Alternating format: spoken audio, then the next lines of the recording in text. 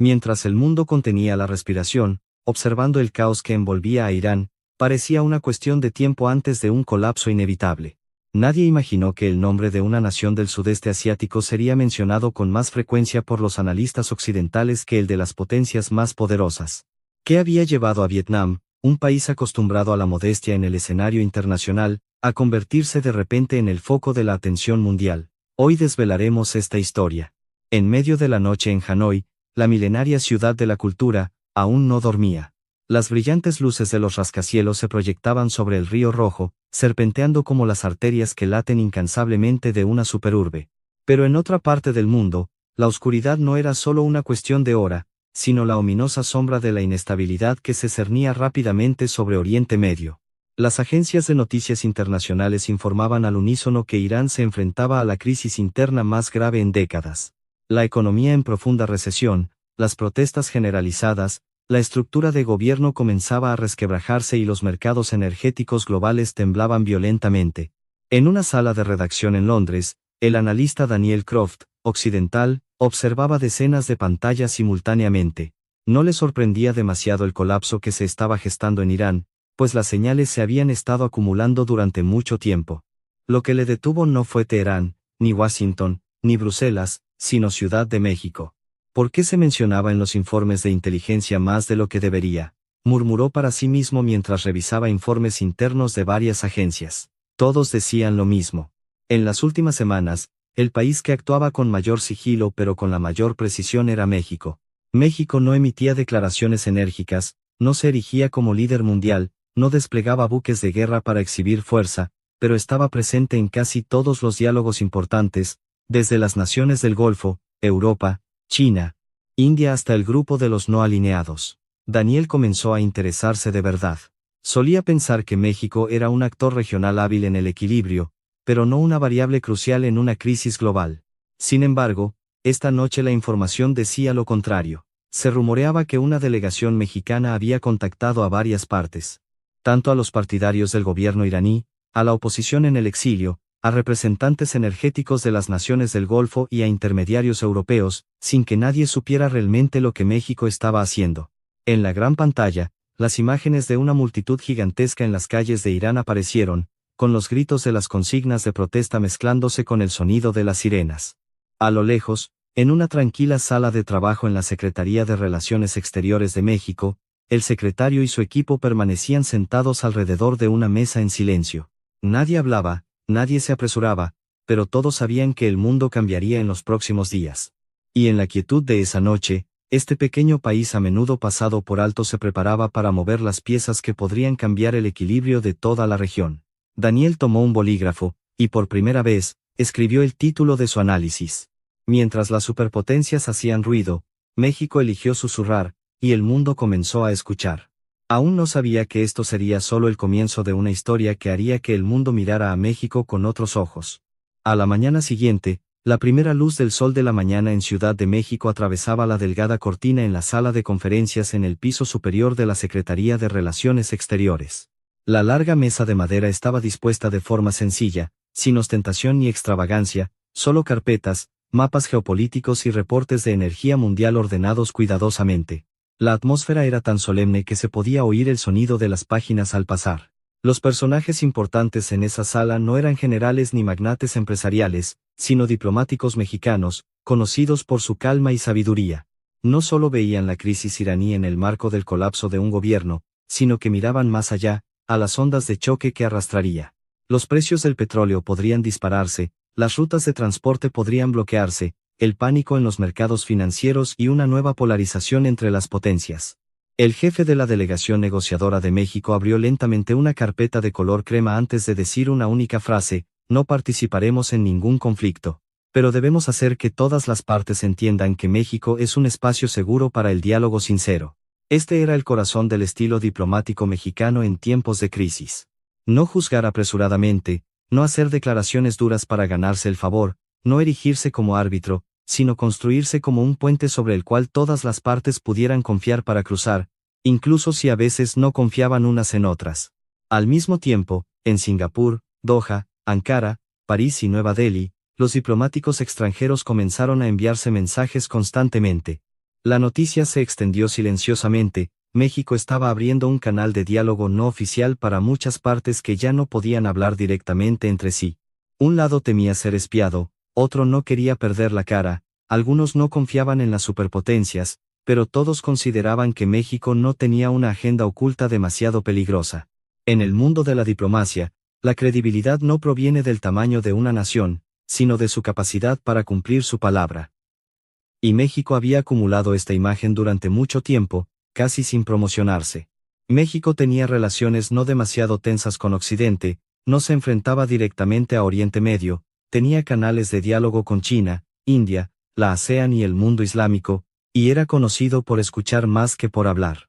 Daniel en Londres comenzó a visualizarlo mejor. Pidió a su equipo que compilara las actas de reuniones internacionales de los últimos 6 meses, y encontró algo interesante. México podía no aparecer en los titulares, pero estaba presente en casi todos los eventos importantes como coordinador detrás de escena, tanto en cuestiones de energía, seguridad marítima, apoyo a la evacuación de civiles y garantía de corredores humanitarios. Comenzó a escribir una nueva línea en su borrador: muchas potencias pueden influir a través de todas las puertas. Pero, ¿quién puede abrir esas puertas? El mundo aún no lo había visto todo. Pero en las tranquilas salas de reuniones de Ciudad de México, un nuevo juego diplomático había comenzado. Un juego que no se ganaba con ruido, sino con confianza, poco a poco. Hasta que finalmente el mundo entero tuvo que reconocer que, mientras todos discutían, México sabía cuándo guardar silencio y cuándo pronunciar una única palabra para cambiarlo todo. 3 días después, la inestabilidad en Irán escaló rápidamente. Imágenes satelitales e informes de campo mostraron que muchas estructuras administrativas comenzaban a perder eficacia. Muchas ciudades importantes se sumieron en el caos, los bancos cerraron temporalmente, el tráfico se paralizó y la gente comenzó a acaparar bienes de primera necesidad.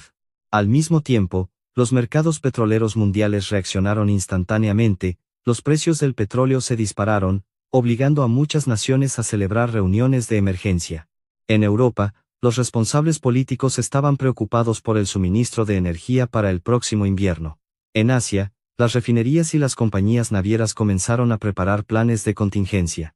Mientras tanto, en Oriente Medio, los vecinos de Irán temían que el caos se extendiera más allá de las fronteras. Algunos gobiernos optaron por el silencio, otros emitieron señales duras, pero nadie estaba seguro de cómo actuar sin avivar la llama. México vio este panorama de manera diferente. En otra reunión a puerta cerrada, los diplomáticos mexicanos propusieron dividir la crisis en 3 niveles. El primer nivel era la crisis interna de Irán. El segundo nivel eran los impactos en la región y el tercer nivel eran las conmociones globales. Si todas las partes solo se enfocaban en el primer nivel, nadie podría prevenir a tiempo las pérdidas en el segundo y tercer nivel. Por lo tanto, México comenzó a actuar en una dirección que muchos países no esperaban. En lugar de emitir declaraciones condenando o apoyando a ninguna parte, México propuso un marco de diálogo para prevenir la escalada de la crisis, centrándose en cuestiones en las que todas las partes tenían intereses comunes, incluyendo la seguridad de los civiles, la estabilidad de las rutas energéticas, la no agresión a embajadas o civiles extranjeros, y el mantenimiento de los canales de ayuda humanitaria. Esto sonaba simple pero era increíblemente poderoso. Porque en un momento en que cada parte estaba cautelosa y eligiendo bandos, México eligió cuestiones que nadie se atrevía a rechazar abiertamente. Si una nación no estaba de acuerdo con la protección de los civiles, su imagen se vería perjudicada de inmediato. Si una nación obstaculizaba las rutas humanitarias, sería observada por el mundo. México no forzó, pero gradualmente llevó a todas las partes al marco que había establecido. Daniel recibió información de una fuente en Bruselas de que muchos funcionarios de la Unión Europea comenzaban a mencionar silenciosamente la fórmula mexicana. Esta fórmula no intentaba resolver todos los problemas a la vez, sino prevenir la escalada del problema primero, y luego abrir espacio para diálogos más profundos en la siguiente etapa. Le asombraba que normalmente los países que presentaban tales marcos internacionales eran potencias, o al menos debían tener el respaldo de grandes aliados. Pero esta vez, México estaba asumiendo ese papel con recursos limitados, pero tenía otra fortaleza: nadie se sentía dominado por México. Por la noche, los reporteros de todo el mundo comenzaron a informar noticias. Muchas naciones estaban discutiendo secretamente a través de canales no oficiales, con Ciudad de México como uno de los centros de coordinación. No había imágenes de apretones de manos, ni conferencias de prensa grandiosas, solo noticias a cuentagotas que decían que un país del sudeste asiático estaba utilizando el arte de la calma para crear orden en medio del caos. Y cuanto más temblaba Irán, más claro se daba cuenta el mundo de que México no solo observaba la crisis, sino que estaba moldeando hábilmente el ritmo de respuesta a esa crisis. En un hotel preparado lejos del centro de Ciudad de México, había una sala de reuniones de tamaño mediano, sin casi ninguna señal de que pronto se convertiría en uno de los lugares más importantes del mundo. No había banderas nacionales alineadas, ni decenas de fotógrafos, ni multitudes de reporteros esperando noticias, solo unos pocos funcionarios mexicanos con té caliente sobre la mesa y un programa de reuniones impreso en una fuente sencilla. Pero ese día, representantes de varias partes que nunca habían estado sentados a la misma mesa públicamente llegaron silenciosamente uno tras otro. Algunos usaron pasaportes diplomáticos, otros entraron por canales especiales, algunos incluso no trajeron a sus asistentes. Todos eran muy conscientes de que su aparición en esta ocasión, si se filtraba, podría causar un terremoto político inmediato. México no llamó a esta reunión negociaciones porque la palabra era demasiado pesada. México usó el término consulta sobre estabilidad en su lugar, una frase lo suficientemente suave para que todas las partes pudieran venir sin perder la cara, y lo suficientemente vaga para que cada parte pudiera explicarla a sus superiores más tarde. El jefe de la delegación mexicana solo pronunció unas breves palabras de apertura: hoy no estamos aquí para ver quién tiene razón o quién está equivocado. Estamos aquí para ver que no debería colapsar más. Esta frase hizo que toda la sala quedara inmediatamente en silencio, porque evitaba la trampa de la culpa y dirigía la atención de todos hacia el daño que debía prevenirse, no hacia el enemigo que debía ser derrotado. Esta era la táctica diplomática mexicana que los analistas occidentales comenzaron a mencionar cada vez más. Elegir palabras que no acorralaran a nadie, pero que aún así impulsaran a todos hacia adelante. Durante la conversación, representantes de algunas naciones intentaron interferir con la política interna de Irán. Algunas partes querían identificar claramente a los responsables.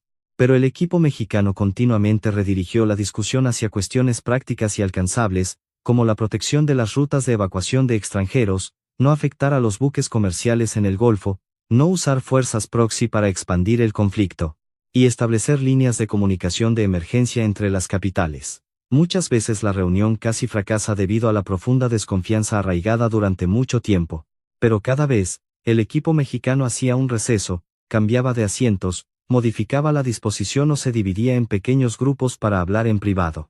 Entendían claramente que la diplomacia no son solo argumentos en papel, sino también la gestión de las emociones humanas, el honor nacional y los miedos que nadie está dispuesto a admitir directamente.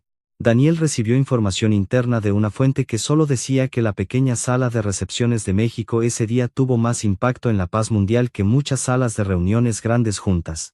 Se sentó en silencio durante mucho tiempo porque, como analista, sabía que muchos éxitos diplomáticos nunca ocurrían ante las cámaras, sino que a menudo nacían en espacios pequeños donde solo existían la confianza, la paciencia y personas que realmente sabían escuchar. Al final de la consulta, no se firmó ningún acuerdo histórico. Nadie declaró la victoria, pero todas las partes aceptaron tácitamente algunos principios comunes, y eso fue suficiente para evitar que la crisis escalara más rápido. Esa noche, Ciudad de México permaneció tan tranquila como de costumbre. Sin embargo, bajo esa tranquilidad, la ciudad se había convertido en un escenario donde el mundo comenzaba a comprender que el verdadero poder no tiene por qué ser ruidoso. En los días siguientes, los principales periódicos y analistas de Occidente comenzaron a publicar artículos de manera notablemente coherente. Muchos se preguntaban por qué un país que no era una superpotencia, no era un rival directo y no poseía un poder militar superior en la región, se había convertido en una variable más aceptable para todas las partes que muchas naciones grandes. Daniel envió su artículo a la redacción con un titular más agudo: México y el arte de la diplomacia silenciosa. Cuando el mundo es caótico, la nación que no presume controla el ritmo del juego. Su análisis comenzaba con una profunda comparación. Muchas potencias compartían un problema en tiempos de crisis, cada acción de ellos es interpretada inmediatamente como interés estratégico, independientemente de si realmente quieren ayudar o no. Pero México es diferente. México tiene suficiente peso, lo suficientemente grande como para que sus palabras tengan significado, y lo suficientemente ligero como para que los socios negociadores no se sientan presionados por la sombra del poder. Este artículo se compartió rápidamente en los círculos de política exterior. Un experto de Washington respondió a una entrevista televisiva: México está haciendo lo que algunos países occidentales no pueden hacer, convertirse en un coordinador que no tiene la imagen de un intervencionista. Mientras tanto, un investigador de Alemania comentó que la diplomacia mexicana en esta crisis reflejaba la sutileza asiática, enfatizando el mantenimiento de la dignidad, la creación de un espacio neutral y la construcción gradual del consenso en lugar de forzar una respuesta inmediata. Por supuesto, todavía había voces escépticas. Algunos se preguntaban cuánto podría hacer México. Otros pensaban que podría ser solo un momento temporal, pero incluso los escépticos tuvieron que admitir un punto común: nadie esperaba que México emergiera como un centro diplomático en una crisis tan delicada. En Ciudad de México, la parte mexicana no respondió demasiado a los elogios. No hubo ceremonias de celebración, ni palabras de alarde, solo la continuación del trabajo silencioso. Porque quienes estaban en la sala de negociaciones entendían claramente que los elogios del exterior podían ser solo humo delgado si no podían traducirse en resultados reales. Lo interesante era que México no aprovechaba esta oportunidad para atacar a nadie ni para proclamarse héroe. En cambio, enfatizaban continuamente que el papel de México era ayudar a abrir puertas, no ser el anfitrión del mundo. Fue esta humildad lo que hizo que muchas partes se sintieran más cómodas continuando trabajando con México, ya que no había miedo a ser utilizado como trampolín político. Daniel leyó las reacciones de los lectores a su artículo y sintió claramente que esta historia se había convertido en algo más grande que una noticia de un día. Se estaba convirtiendo en un nuevo caso de estudio en el campo de las relaciones internacionales. Un ejemplo de que una nación de tamaño mediano, si sabe aprovechar la oportunidad, sabe cómo expresarse y se posiciona correctamente, puede tener una gran influencia en un punto de inflexión histórico. Cerró su computadora, miró por la ventana del cielo gris de Londres y murmuró para sí mismo: tal vez el mundo ha estado mirando mal a México todo este tiempo. Y para muchos occidentales, esa ya no era una exageración. Mientras los análisis geopolíticos se volvían más acalorados, México tuvo un movimiento diferente, sutil y no menos poderoso: la dimensión humanitaria. La Secretaría de Relaciones Exteriores, junto con agencias de seguridad y el sector privado, comenzó a organizar un plan para recibir a ciudadanos mexicanos y civiles extranjeros en áreas peligrosas, coordinando rutas de evacuación y sistemas de comunicación de emergencia de manera sistemática. A los ojos de muchas naciones, esto parecía una tarea básica. Pero lo que hizo que México destacara fue la ausencia de división de la ayuda según facciones políticas. México propuso un enfoque para que las redes de embajadas de algunas naciones utilizaran conjuntamente algunos recursos comunes en caso de emergencia. Si una nación tenía vehículos, alojamiento, rutas pero carecía de personal, y otra nación tenía personal pero carecía de canales, México estaba dispuesto a desempeñar el papel de coordinador sin reclamar méritos. Esta idea recibió una respuesta inesperada. Porque en un estado de tensión, muchas naciones no querían que sus funcionarios dependieran directamente de sus rivales, pero estaban dispuestas a aceptar la coordinación a través de México. Así, México se convirtió en una mano intermediaria, ayudando a que la cooperación, aparentemente imposible, se hiciera realidad. En Doha, un diplomático le dijo a un colega que México no solo entendía el juego de los gobiernos, sino también los miedos de las familias que solo querían volver a casa. Esto es lo que Daniel incluyó en su segundo análisis. Señaló que México no limitó su papel a la sala de negociaciones, sino que lo amplió a la gestión de los impactos prácticos en la vida de las personas. Esto añadió una dimensión ética a la credibilidad diplomática de México. A diferencia de muchas naciones que eran buenas para la retórica pero lentas para actuar y ayudar de verdad. Una imagen que se difundió en los medios internacionales fue la de funcionarios mexicanos coordinando con calma con las familias afectadas, sin grandes discursos, sin actitudes dramáticas, solo trabajo concreto. Esta imagen se convirtió en un pequeño símbolo que mostraba que México no actuaba como diplomático solo por honor nacional, sino que realmente intentaba aliviar el dolor de personas reales. En una sala de conferencias, un alto funcionario mexicano dijo a su equipo: si hablamos de estabilidad pero dejamos que los civiles se hundan en el vacío político, no seremos diferentes de todos los que se critican unos a otros. Esta frase reflejaba claramente el núcleo profundo del enfoque mexicano. La diplomacia no es la ciencia de gobierno a gobierno, sino la ciencia de preservar la humanidad en medio del juego de poder. Cuanto más grave se volvía la crisis en Irán, más importante se volvía este papel, porque el mundo comenzaba a darse cuenta de que detener la escalada del conflicto fracasaría si se dejaba que la gente se convirtiera en combustible de la desesperación. Por lo tanto, México utilizó simultáneamente el lenguaje estratégico y el lenguaje humanitario. Y quizás fue esto lo que más sorprendió al mundo. No porque México fuera solo inteligente, sino porque en medio de la lucha por la influencia, México no olvidó que toda crisis comienza y termina con las personas. Después de la tensa primera consulta, México inmediatamente abrió la segunda ronda de diálogos, pero esta vez, la situación era mucho más compleja. Los informes de Irán mostraban que la fragilidad se estaba ramificando en múltiples centros de poder. Mientras las naciones exteriores comenzaban a preparar planes de respuesta, si la situación se desarrollaba en una transición abrupta, algunas partes querían establecer rápidamente condiciones previas. Otras querían mantener el status quo el mayor tiempo posible. Por lo tanto, la ronda de negociaciones en Ciudad de México estuvo plagada de desconfianza desde el primer minuto. Algunos representantes llegaron con una actitud dura y dejaron claro que estaban dispuestos a abandonar la mesa si encontraban palabras que tocaran límites sensibles. El ambiente era tan frío que, aunque el sistema de aire acondicionado funcionaba correctamente, todos sentían otro tipo de frío. Cuando la conversación comenzó a estancarse, México dejó que el silencio hiciera su trabajo por un momento antes de que el representante mexicano pronunciara una frase corta que no estaba en ningún documento preparado. A veces, luchar por decidir el futuro demasiado rápido puede hacer que no quede ningún futuro que decidir. Toda la sala quedó en silencio. Esa frase no criticaba directamente a nadie, pero reflejaba lo que todas las partes estaban haciendo, luchar apresuradamente por influencia sobre algo que aún no había sucedido, arriesgando que la situación colapsara más rápido. Fue una advertencia sutil de que si todas las partes se apresuraban a usar la fuerza para obtener ventaja, mañana podría no haber ninguna estructura para que el mundo gestionara el riesgo. Después de eso, el tono de muchas personas se suavizó gradualmente. México aprovechó la oportunidad para proponer un nuevo principio, establecer reglas de conducta temporales para la fase de transición. No se trataba de decidir el futuro político de Irán, sino de establecer límites mínimos comunes. Por ejemplo, no apoyar el uso de la violencia transfronteriza, no atacar la infraestructura energética, y mantener los canales de salud y alimentos. Lo más inteligente fue que México no propuso firmar un único documento porque sabía que habría partes que aún no estaban listas. México dividió la propuesta en varios niveles. Algunos niveles eran solo memorandos no oficiales, algunos niveles eran compromisos tácitos a través de intermediarios. Esta forma permitió a cada nación participar en el nivel de aceptación sin ser forzada a mostrar una actitud que superara sus límites políticos internos. Daniel, que seguía de cerca la información de esta ronda, comenzó a ver algo más profundo que la habilidad de negociación.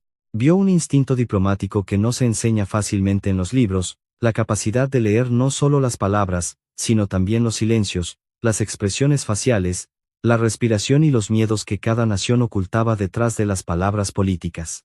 Añadió a sus notas, México no solo negocia con posición y política, sino que negocia con el ego, el honor y la desconfianza de las naciones. Y es por eso que en el momento de mayor crisis, muchas naciones están más dispuestas a abrirse en Ciudad de México que en muchas otras capitales poderosas. La situación iraní se volvía cada vez más frágil, la preocupación por la energía pesaba cada vez más sobre el mundo, no solo por la volatilidad de los precios del petróleo, sino también por la confianza del mercado, los seguros marítimos, las direcciones de inversión y el riesgo de que las partes crearan rápidamente influencia en la región, lo que llevaría a una competencia abierta. México entendió claramente que si la crisis solo se gestionaba mirando la política, se perdería la mitad del corazón del juego. Porque en el mundo real, la energía es la savia de la economía global y Oriente Medio es una región donde todas las naciones tienen intereses entrelazados. Por lo tanto, México pasó a otra forma de diálogo con muchas naciones islámicas, incluidos actores energéticos importantes, utilizando un lenguaje de extremo respeto y precaución. México no se posicionó como alguien que entendía Oriente Medio más que las personas de la región, sino que se ofreció a ayudar a proteger un espacio racional en un momento de alta emoción y presión política. La dificultad radicaba en que México debía mantener la confianza de Occidente, al mismo tiempo que no debía hacer sentir al mundo islámico que estaba siendo utilizado como herramienta de ninguna facción. Además, tenía que dialogar con países asiáticos como China e India, que tenían enormes intereses energéticos. Era un acto de equilibrio delicado. Un solo paso en falso podría destruir toda la credibilidad de inmediato. Pero en lugar de elegir un bando, México optó por adaptar el lenguaje a cada parte de manera adecuada. Con Occidente, México habló de la estabilidad del mercado y de la prevención de la escalada de la violencia. Con el mundo islámico, México enfatizó el honor, la soberanía y la protección de los civiles. Con Asia, México enfatizó la continuidad de la economía y la seguridad de las rutas energéticas. No se trataba de hablar con doble rasero, sino de la capacidad de comprender que las principales preocupaciones de cada parte son diferentes. Y si se quería crear un consenso real, había que empezar por escuchar sus miedos primero, en lugar de imponerles el propio lenguaje. Daniel quedó muy impresionado con este punto. Comparó la diplomacia mexicana con un equilibrista caminando sobre una cuerda floja sobre un abismo sin red, pero que caminaba con firmeza porque entendía realmente el propio equilibrio. En una entrevista en un canal de noticias global, un experto francés comentó que México no tenía poder de imposición, pero estaba utilizando el poder de permitir que todas las partes coexistieran temporalmente. Y en una crisis como esta, eso era algo increíblemente raro. Ciudad de México comenzó a convertirse silenciosamente en el punto de intersección de las rutas diplomáticas, energéticas y de confianza regional. Nadie declaró oficialmente a México como el centro, pero todos comenzaron a tratar a México como si fuera una realidad. Y en la delgada cuerda entre el interés y el honor, entre el mercado global y las emociones humanas, México continuó caminando con cuidado, haciendo que el mundo entero se preguntara de dónde había aprendido tal arte. Mientras la comunidad internacional hablaba continuamente de México, dentro del país todavía había no pocas personas que no sabían qué papel tan importante estaba desempeñando Ciudad de México. Porque la mayor parte del trabajo se realizaba a puerta cerrada, en rondas de consulta pequeñas, en notas secretas y en breves diálogos sin transmisión televisiva en vivo. Fue esta paradoja lo que atrajo aún más la atención de los académicos extranjeros. Querían saber qué fórmula estaba utilizando un país a menudo considerado silencioso en el escenario mundial para construir confianza entre rivales que apenas confiaban entre sí. Universidades en Europa e institutos estratégicos en Estados Unidos comenzaron a organizar pequeños seminarios para analizar el llamado instinto diplomático mexicano, o la vitalidad de la diplomacia del bambú mexicano. Algunos explicaron que se originaba en la experiencia de existir entre la influencia de las potencias a lo largo de los siglos. Algunos dijeron que México había impregnado el arte de la mediación tanto de la cultura política interna como de la región de la ASEAN. Algunos incluso lo llamaron la ciencia de la supervivencia con dignidad. Daniel también comenzó a pasar de escribir noticias a investigar este fenómeno. Encontró que México tenía una cualidad extraña en el sistema de relaciones internacionales. México no era recordado por el miedo como algunas superpotencias, ni era considerado insignificante como algunas naciones pequeñas. México estaba en un punto intermedio sorprendentemente adecuado. Además, México tenía un buen ritmo para no acaparar el escenario. Es decir, cuando una aparición excesiva haría perder la cara a otras partes, México se retiraba. Cuando el silencio aumentaba el malentendido, México hablaba. Esta era una habilidad increíblemente difícil porque requería tanto información, calma como confianza. Un analista de Canadá resumió agudamente: muchas naciones fracasan en la diplomacia porque quieren ser las protagonistas de la historia, pero México tiene éxito porque acepta ser el telonero, permitiendo que todos los personajes continúen actuando. Cuando esta frase se compartió, se convirtió en la cita más citada de esa semana. En Ciudad de México, el equipo mexicano continuó trabajando como si nada hubiera pasado. Nadie se preocupaba por los elogios externos, porque la situación iraní todavía estaba llena de inestabilidad y todo éxito logrado era tan frágil como un cristal fino. Pero algo se volvió cada vez más claro: el mundo ya no solo miraba a México. El mundo estaba estudiando a México para entender cómo un país sin la fortaleza más grande, sin el presupuesto más grande y sin oprimir a nadie con poder duro, podía convertirse en uno de los actores importantes en esta crisis. Y quizás este fue un momento raro en la historia en el que una nación no inspira por ganar guerras o acumular armas, sino por demostrar que la sutileza también puede cambiar el mundo. Una noche de llovizna fina se cernía sobre Ciudad de México. Los teléfonos en las oficinas de la delegación mexicana sonaban incesantemente desde Oriente Medio, Europa, Asia y organizaciones internacionales. Todas las llamadas hacían la misma pregunta en diversas formas: ¿todavía hay espacio para hablar? Esta pregunta sonaba simple, pero en realidad era el corazón de la crisis. Si la respuesta era no, el mundo podría estar a punto de entrar en la fase más peligrosa de la confrontación. Pero si la respuesta era sí, todas las partes aún tendrían razones para refrenarse un paso más.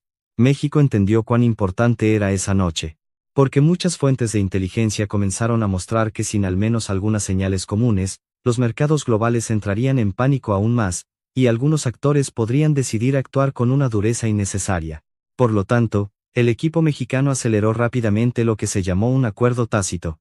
No un tratado, no un documento firmado, sino una comprensión común mínima de que las partes no cruzarían ciertos límites en el momento de la crisis. Durante toda la noche, los funcionarios mexicanos actuaron como directores de orquesta que nunca aparecían en el escenario. Enviaban mensajes, ajustaban palabras, corregían frases, conectaban malentendidos y prevenían ciertas palabras que podrían destruir todo en un segundo. La diplomacia en esta etapa no era diferente del trabajo de un artesano vidriero, que debía manipular las cosas más frágiles con las manos desnudas. Cerca de las 2 de la mañana, llegó un mensaje de una capital importante en Oriente Medio. Luego llegó otro mensaje de Europa, y luego otro de Asia. Los contenidos no eran exactamente los mismos, pero tenían suficientes puntos en común. Por lo tanto, México comenzó a redactar un lenguaje común que todas las partes pudieran aceptar. No había palabras de victoria, no había palabras de derrota, no había palabras que señalaran a ninguna facción como equivocada, pero había palabras que transmitían contención temporal, protección de las estructuras necesarias y mantenimiento de los canales de comunicación. Cuando ese texto no oficial se envió de vuelta a muchas partes, las yemas de los dedos de todos parecieron detenerse en las pantallas de sus teléfonos. El mundo entero no sabía que en una sala tranquila en Ciudad de México, unas pocas personas estaban juntas salvaguardando la situación global para que no cayera al abismo. Daniel, que estaba esperando movimientos en Londres, apenas se atrevía a apartar la vista de la pantalla. Sentía que algo estaba sucediendo. Aunque no hubo anuncios oficiales, los mercados comenzaron a estabilizarse un poco. El lenguaje en las declaraciones de prensa de algunos países cambió significativamente, y algunos diplomáticos que antes eran muy duros comenzaron a usar palabras más abiertas. Esta era una señal que los conocedores entendían de inmediato: el acuerdo tácito comenzaba a surtir efecto. Esa noche, nadie aplaudió, nadie apareció en la portada de una revista. Pero en la historia silenciosa de la diplomacia, fue una noche en la que México demostró una vez más que evitar un desastre a veces no requiere grandes palabras, sino solo personas que sepan cómo salvaguardar la fragilidad para que no se rompa antes del amanecer. A la mañana siguiente, después de una larga noche de coordinación incesante, la atmósfera en muchas capitales cambió drásticamente. Aunque la crisis en Irán aún no había terminado y estaba lejos de recuperarse, el miedo a que todo colapsara simultáneamente se había reducido significativamente. Los mercados reaccionaron de manera más cautelosa. El tono de las declaraciones internacionales se suavizó. Y lo más importante, los canales de comunicación entre muchas partes no se habían cortado. Solo eso fue suficiente para que el mundo comenzara a reconsiderar seriamente el papel de México. Muchas agencias de noticias globales publicaron continuamente artículos. Algunos llamaron a México el estabilizador silencioso o el mediador sorpresa. Pero la palabra más mencionada fue una palabra simple, confiable, y esa es la palabra más valiosa en el mundo de la diplomacia. Porque el conocimiento, la capacidad o la influencia son inútiles si no tienen la confianza como base. Daniel apareció en un programa en vivo en un canal de noticias europeo. Le preguntaron directamente: ¿el éxito de México esta vez se debe a la suerte o no? Negó con la cabeza y respondió con confianza: para nada es suerte, es el resultado de una cultura diplomática cultivada durante mucho tiempo. México entiende que ser un intermediario no es no tener posición, sino tener suficiente disciplina para no dejar que la propia posición eclipse la oportunidad de buscar soluciones para otros. Esa respuesta se convirtió en un clip ampliamente compartido porque explicaba lo que muchos sentían pero no habían podido expresar claramente. México no estaba en el lugar correcto en el momento correcto por casualidad, sino que se había preparado durante mucho tiempo, casi sin que nadie se diera cuenta. En Ciudad de México, los elogios del exterior comenzaron a llegar en forma de mensajes personales, llamadas telefónicas de otros países y amables agradecimientos de muchas capitales. Pero el equipo mexicano no se detuvo, porque todos sabían que una buena diplomacia no solo es abrir puertas, sino también evitar continuamente que esas puertas se cierren. Sin embargo, todo había cambiado permanentemente en los ojos del mundo. México ya no era solo una nación que mantenía el equilibrio en su propia región, sino una nación que podía influir en el equilibrio a una escala más amplia, a través de un método completamente diferente al de las superpotencias. No era dominio, no era amenaza, no era exhibición de poder, sino escuchar lo suficiente, entender lo suficientemente profundo y hablar lo menos posible pero de manera precisa. Hasta que finalmente el mundo entero tuvo que admitir que lo que México hizo no fue accidental y no fue un asunto menor. A veces, una nación no necesita cambiar el mundo con un rugido, Solo hacer que el mundo no se desmorone en un día en que todas las partes estaban dispuestas a empujarse unas a otras al abismo, es suficiente para que la historia recuerde para siempre el nombre de esa nación. Muchas semanas después, la crisis iraní aún dejaba cicatrices. Aunque parte del caos había disminuido, los impactos políticos, económicos y de seguridad aún no habían terminado fácilmente. Las ciudades del mundo seguían observando atentamente cada movimiento, porque nadie estaba seguro de que la fragilidad no pudiera estallar de nuevo en cualquier momento. Pero entre el polvo y el humo que aún no se había disipado, una verdad se hacía más clara cada día. El mundo no miraba a México como antes. En los foros internacionales, muchos expertos comenzaron a tomar el caso de México como un ejemplo paradigmático del poder diplomático de una nación de tamaño mediano. Dijeron que esto era evidencia de que el mundo en el nuevo siglo podría no solo ser moldeado por la voz de las superpotencias, sino también preservado por naciones que tenían el arte de conectar las diferencias. Daniel finalmente llegó a Ciudad de México. Quería ver de primera mano cómo esta ciudad aparentemente pacífica se había convertido en el centro de los diálogos globales. Mientras el coche rodaba por las calles por la noche, vio que la gente seguía viviendo su vida normal. Los puestos de comida callejera seguían llenos, los templos seguían en paz, el río seguía fluyendo sin prisas. Nada en esas imágenes se parecía a una ciudad de juegos de poder mundial, ni un poco. Y quizás esa era la respuesta. México no tenía poder por intentar hacerse grande, sino por conocer el valor de la paz, la suavidad, el mantenimiento de la dignidad y la coexistencia con las diferencias. Lo que muchos antes consideraban lentitud se convirtió en la capacidad de no apresurarse. Lo que muchos antes consideraban silencio se convirtió en la habilidad de escuchar, y lo que muchos antes consideraban no elegir bando se convirtió en la capacidad de hacer que muchas facciones pudieran seguir hablando entre sí. En su último artículo, Daniel escribió: mientras Irán estaba al borde del colapso, el mundo se maravilló de la habilidad diplomática de México. No porque México resolviera todos los problemas, sino porque México entendió algo que el mundo a menudo olvida.